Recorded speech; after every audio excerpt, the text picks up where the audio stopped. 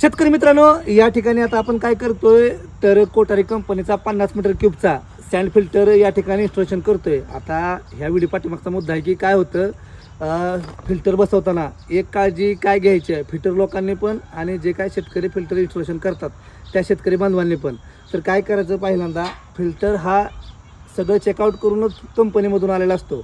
तरी पण नजर चुकीनं एखादा जर आतलं जे काय मशरूम आहे 50 मीटर क्यूबचा फिल्टर जो आहे त्याच्यामध्ये साधारणपणे एक 45 ते 46 मशरूम असतात. जेवढे काय मशरूम आहेत तर अशा पद्धतीचं या ठिकाणी मशरूम असतात. अशा पद्धतीचं मशरूम सगळं टोटल ऑल ऑफ ती आपल्याला आवडणं खूप गरजेचं राहतं. कारण काय होतं, एखादा जरी मशरूम त्यातला ढिला जर राहिला तर आपण टोटल जेवढी 200-250 किलो आता ह्याच्यामध्ये म्हणलं तर 250 किलो वाळू बसते.